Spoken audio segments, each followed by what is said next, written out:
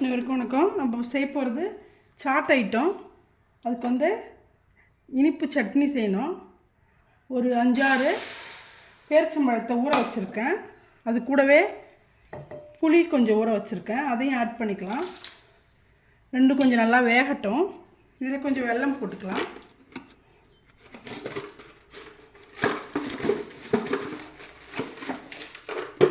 கொஞ்சம் வெல்லம் போட்டு நல்லா கொதிக்கிட்டோம். கொஞ்சமாக உப்பு போட்டுக்கோங்க. கொஞ்சமாக காஷ்மீரி தூள் கொஞ்சம் போட்டுக்கலாம்.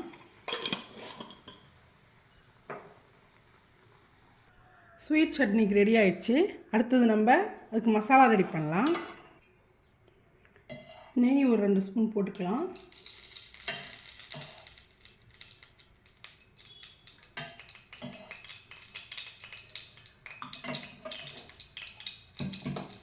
நல்லா ஹீட் ஆகிடுச்சு. இந்த டைமில் ஜீரகம் போட்டுக்கலாம்.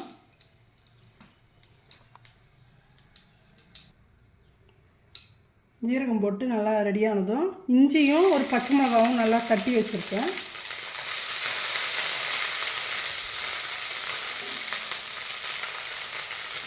கொஞ்சமாக இதில் பெருங்காயம் போட்டுக்கலாம்.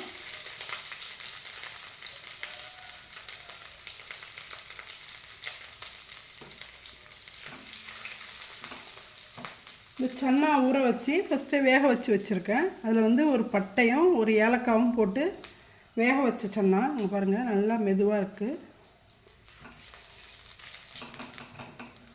இந்த பச்சை வாசனை போனதும் இந்த சன்னாவை இதில் ஆட் பண்ணிக்கலாம். ஆட் பண்ணிவிட்டு கொஞ்சம் உப்பு,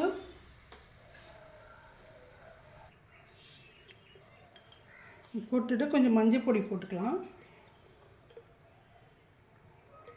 இதில் கொஞ்சம் காஷ்மீரி ரெட் சில்லி போட்டுக்கலாம். கலர் கொஞ்சம் நல்லாயிருக்கும். போட்டுட்டு நல்லா கிண்டிடுங்க.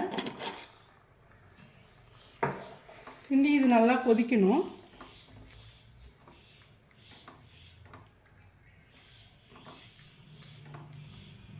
கொஞ்சம் திக்காகட்டும், கொதிக்கட்டும்.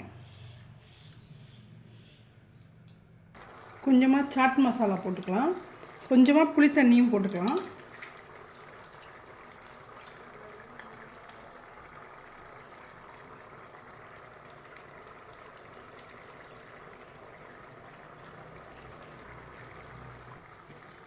பாருங்கள், ஆல்மோஸ்ட் நல்லா ரெடி ஆயிடுச்சு.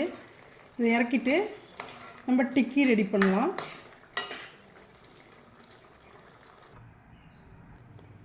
அதுக்கப்புறம் உருளைக்கிழங்கு ஒரு 3 உருளைக்கிழங்கு எடுத்து வேக வச்சுருக்கேன். இது நல்லா இது மாதிரி துருவிக்கோங்க.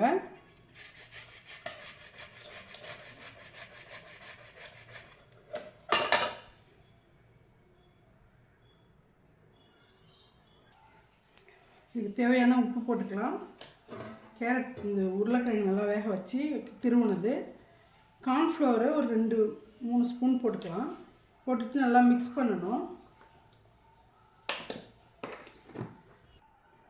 இதுமாரி நல்லா ஒன்றுக்கு ஒன்று ஒட்டாத அளவுக்கு பண்ணிவிட்டு அதுக்கப்புறம் தான் நம்ம ஷேப் ஆக்கணும். நல்லா பிசைஞ்சிட்டு இதுமாரி நல்லா பால் ஆக்கிக்கோங்க. தவா நல்லா சூடாகிடுச்சு. இந்த டைமில் நம்ம நெய் ஒரு 2 ஸ்பூன் போட்டுக்கலாம். போட்டுட்டு நம்ம பால் பண்ணி வச்சுருந்து இந்த உருளைக்கிழங்கை அப்படியே மெதுவாக இதில் வச்சுருங்க.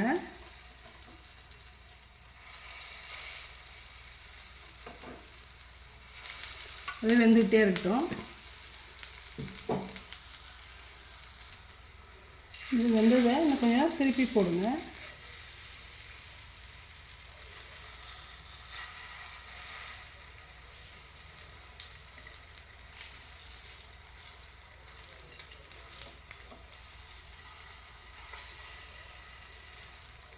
இன்னும் நல்லா வேகட்டும். அதுக்கப்புறம் கொஞ்சம் நல்லா ப்ரெஸ் பண்ணி கிறிஸ்பியாக வேக வைக்கணும்.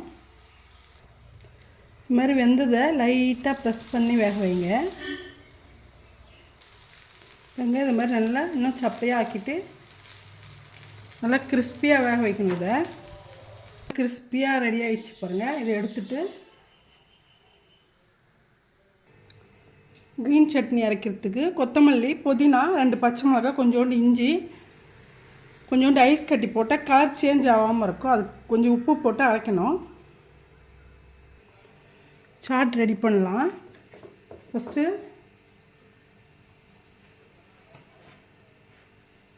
2 கிறிஸ்பியான டிக்கி வச்சுக்கலாம். டிக்கி கொஞ்சம் ப்ரெஸ் பண்ணி விட்டுக்குங்க. இது மேலே நம்ம இந்த சோளை ரெடி பண்ணி வச்சதை போட்டுக்கலாம். போட்டுட்டு க்ரீன் சட்னியும் இனிப்பு சட்னியும் நம்ம ஆட் பண்ணிக்கலாம்.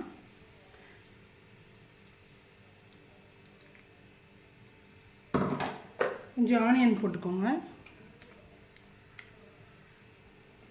கொஞ்சமாக கொத்தமல்லி போட்டுக்கலாம். ஸ்வீட் சட்னி போட்டுக்கலாம்.